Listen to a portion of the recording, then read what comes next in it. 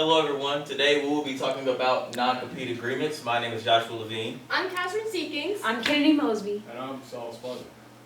These are our table of contents. This is everything that we'll be covering today in regards to our presentation. Now Saul, why don't you get us started with the context? Of course. Now, we all know that employees are the backbone of every functioning company, but not every employee is qualified enough to get the job done. Not everyone has a degree, the knowledge, information. So the non-compete agreement was created to ensure that every company gets their fair slice of the employee pie. Now, the reason we're here before you today is because non-competes haven't been implemented in the best way. Now, Mr. Levine, what exactly is a non-compete agreement? A non-compete agreement is simply a contract that restricts employees from working for other competitors in the same field or a smaller similar business venture. Now, why don't you break down some statistics for us, Saul? Of course. So, from this chart, we can see that nearly 100% of employers require their salaried managers and executives to sign a non-compete agreement. Now, that's great, that's good, that's what we want to see. The issue we have is with part-time and hourly employees. Nearly 70% of employers require at least some of their part-time hourly employees to sign a non-compete, and that's where we take issue. Now, Ms. Mobley, if you could give us a rundown of their history. Gladly, Saul. The first appearance of a non-compete clause was over 609 years ago in a dispute between an apprentice and a master. After the apprentice completing the training for his trade, it was agreed upon that he would not engage in that trade for a duration of 6 months. When he failed to upheld to that agreement, the master sued him. But when the case was presided over, the master did not showed up, causing the apprentice to automatically win the case. The exception became a rule in 1711 in a dispute between Mitchell versus Reynolds, where Mitchell leased a bakery to Reynolds for a duration of 5 years. Within that 5-year tenure, it was agreed upon that Reynolds would not engage in the baking trade. When Reynolds did not uphold that agreement, Mitchell sued Reynolds. When the case was presided over, it was agreed upon that due to particular reason, Mitchell had a right to uphold that agreement, thus causing Reynolds to pay a £50 bond to Mitchell. Now, Catherine, would you mind going over the pros with us? Thank you, Ms. Mosby. So the pros that we have about NCAs is they protect business interests, they maintain stability, they encourage investment, and they can give companies an upper hand against opposing companies. Now, Saul, why don't we talk about our first pro? Of course. Now, the essential function of a non-compete agreement is in a company's best interest. In other words, they prevent proprietary information and trade secrets from leaking into the hands of their competitors. Now, Ms. Levine, if you could continue with the next pro. The next pro of these agreements is that they stabilize the company's best interest, meaning that they will protect all of their investments and also aim to protect confidential information. As you can see here from our cycle, non-compete agreements focus on 3 main components. They maintain client-customer relationships, they ensure the safety of confidential information, and they also protect investments in employee training and development. So, why don't you talk about these investments, Catherine? Thank you, Mr. Levine. So NCAs contribute to great stability, which leads to less risk, and with that less risk, you can invest into greater economical opportunities for your company, which could lead to you outstanding your opponent companies. So why don't we talk about our next one, Ms. Mosby? The next pro here is that the main advantage of an NCA is that it's competitive. An NCA allows employers to be selfish. An NCA allows employers to keep their top employees and their abilities all to themselves.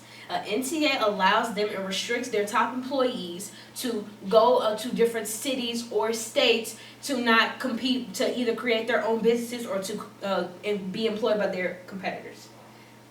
Now on to the cons with Ms. Catherine. Thank you. So the cons of NCAs is that they limit employee mobility. They can be abusive. They can stifle economical and innovative developments, and they can prevent their employees from getting a job in their own field at a different area. Now, why don't we talk about our first con? The first con of these contracts is that they limit employee mobility, meaning that they can prohibit any type of career advancements in another job field or in that same job field, meaning that they cannot receive promotions. They can also place a hold on any entrepreneurial ventures so that they cannot create an entire new business that will compete with theirs. And they can even include a geographical limitation, meaning that you cannot work in that same field in another state or another country. Now, let's look at a live demonstration of a non-compete agreement today. Please, sir, weeks until I get to California. Can I please get out of this NCA? I'm sorry, you signed the contract. Oh. As we saw in this little skit, the worst aspect of non-competes is their potential for abuse. Now, let's say, for example, you wanted to work at Jimmy John's. Now, prior to 2016, you had to sign a non-compete stating you would not work within a 3-mile radius of any Jimmy John's at an establishment that made more than 10% of their revenue from selling sandwiches. Now, there are 15 Jimmy John's in the Dallas area, which is great. It gives you plenty of opportunities in terms of location.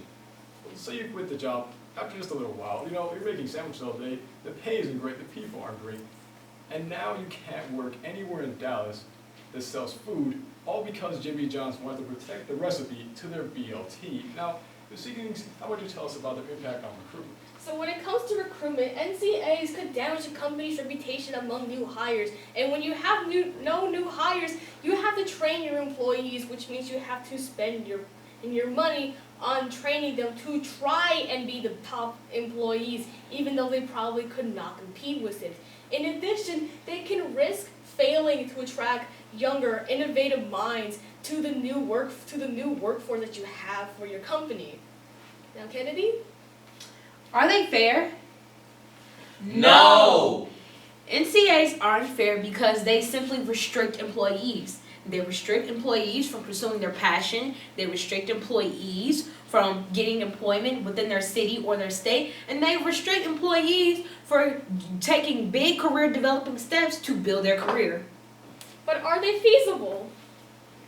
Yes! The clauses in these contracts can very much be carried out, and companies can gain or lose money within these contracts. But what is the role of a non-compete agreement in the current workforce? Of course. Now, the role of the non-compete agreement in today's workforce ought to be to ensure that employees don't use what they've learned throughout their employment to start their own competing venture, because this would hurt their original employer's profits.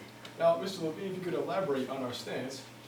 Now, we personally believe as a group that the use of an NCA should only depend on valid suspicion, meaning that a thorough investigation should go into seeing if an employee has given out sensitive information to a competitor. If that employee is found guilty, the use of the NCA shall go into effect, meaning that it will serve its original purpose, which is to prevent competitors from gaining their hands on sensitive information. And that's all, folks.